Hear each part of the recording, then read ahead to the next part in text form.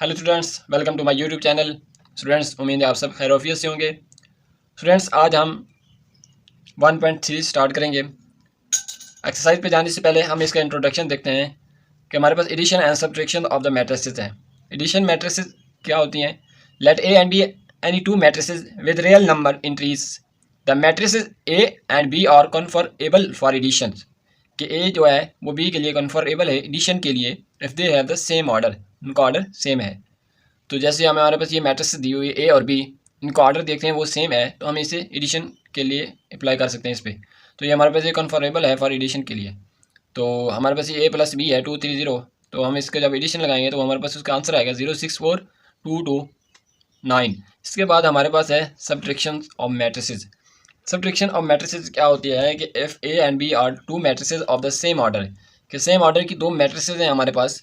The subtraction of the matrix B from matrix A is obtained by the subtracting the entries of the matrix B from the corresponding entries of the matrix A। इसमें वो क्या कह रहा है कि हमारे पास जो matrix A होती है, हम उसको हमने माइनस करना होता है मैट्रिक्स B में से, किसके करस्पॉन्डिंग?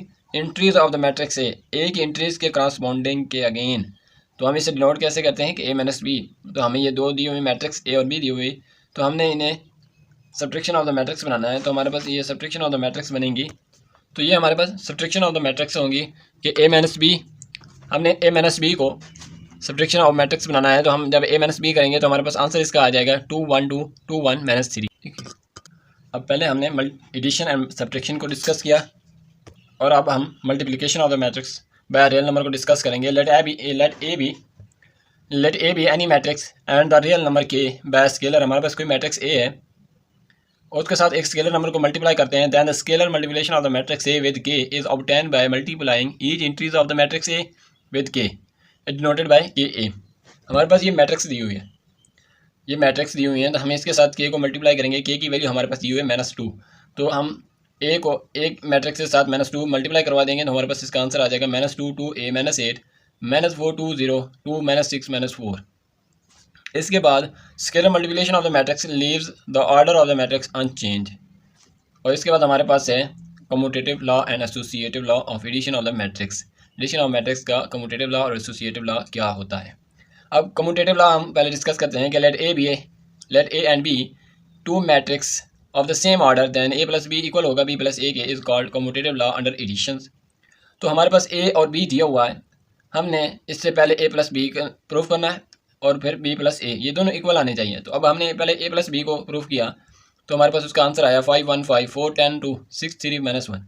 अब हमने बी प्लस ए को वेरीफाई किया, तो उसका भी आंसर हमारे पास आया 5 1 5 4 10 2 6 3 -1। तो commutative law of addition of matrices is verified. दोनों का आंसर सेम आ रहा है, तो हमारे पास कम्यूटेटिव लॉ जो है वो होल्ड करता है। इसके बाद हमारे पास एसोसिएटिव लॉ है। एसोसिएटिव लॉ क्या कहता है कि let A and B and C be three matrices of the same order. हमारे पास थ्री मैट्रिसेस हैं A B and C same order की, then A plus B plus C equal है A plus B plus C is called associative law under addition. इसी तरह हमारे पास three matrices दी गई हैं ए बी एंड सी। तो हमारे पास एसोसिएटिव लॉ क्या कहता है कि ए प्लस बी प्लस सी किसके इक्वल होगा? ए प्लस बी प्लस ए के। तो हम ए प्लस बी प्लस सी को पहले प्रूफ करेंगे, तो हमारे पास उसका आंसर आ जाएगा 6 3 8 2 10 6 7 5 -1। अब हम ए प्लस बी प्लस सी को प्रूफ करेंगे, तो उसका भी आंसर हमारे पास 6 3 8 2 10 6 7 5 -1 आता है। तो हमारे पास लेफ्ट हैंड साइड इक्वल हुई राइट हैंड साइड के, thus the associative law of addition is verified. इसके बाद हमें इसकी एक्सरसाइज की जानब आते हैं 1.3 which of the following matrices are conformable for addition.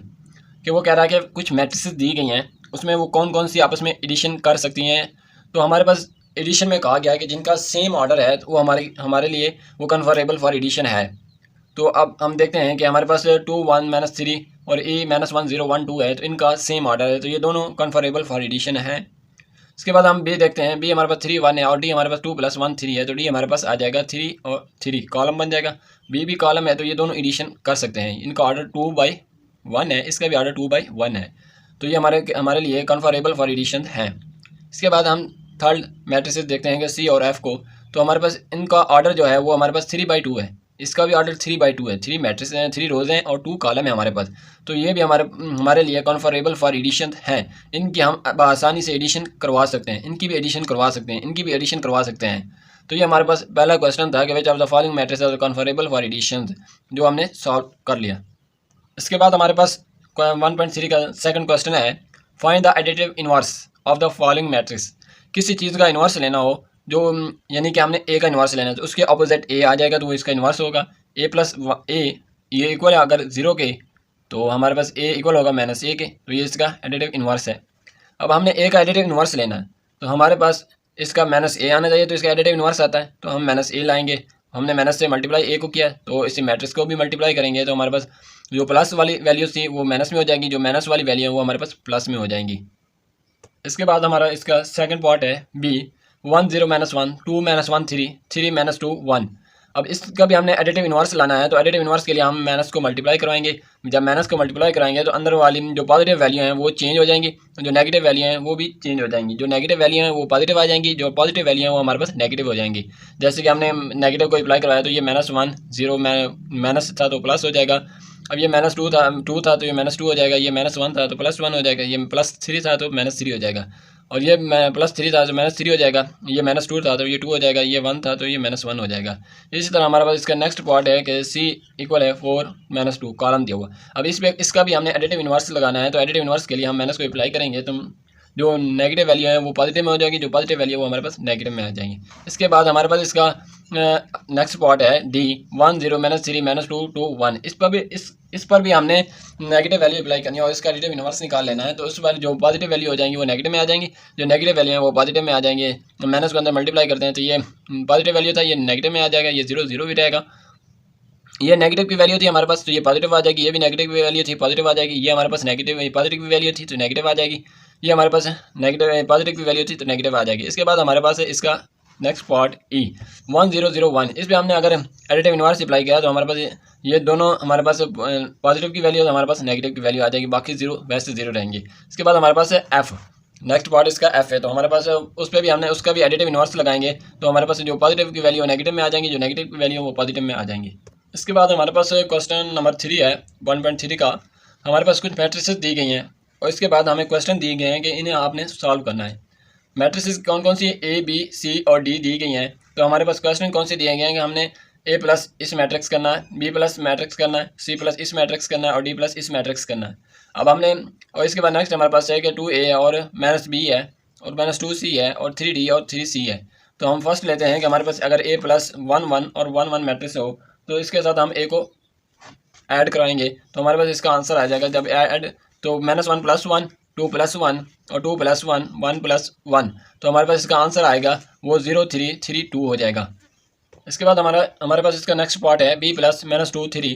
तो हमारे पास B की वैल्यू है 1 -1। तो इसके अगर इनको ऑर्डर सेम हो तो तब ये ऐड हो सकते हैं। तो हमारे पास इनको ऑर्डर दोनों के सेम है, तो हम इसे ऐड करेंगे कि 1 + -2 + हमारे पास इसका नेक्स्ट पार्ट है C+ -2 1 3। तो हम C मैट्रिक्स को इसके साथ ऐड करेंगे, तो हमारे पास इसकी जो मैट्रिक्स बनेगी वो 1 + -2 -1 + 1 2 + 3। तो अब ये 1 - 2 0 5, तो ये -1 आ जाएगा, ये 0 5 आएगा। इसके बाद हमारे पास इसका नेक्स्ट पार्ट है D। तो वो हमारे पास क्या है 1 2 3 1 2 3 -1 0 2। अब ये हमारे पास जो मैट्रिक्स 0 1 0 2 0 1 हम इसके साथ ऐड करवाएंगे, तो हमारे पास इसका आंसर जो आएगा 1 3 3 1 0 3 आएगा। तो अब हमारे पास इसका नेक्स्ट क्वेश्चन जो है 2A है।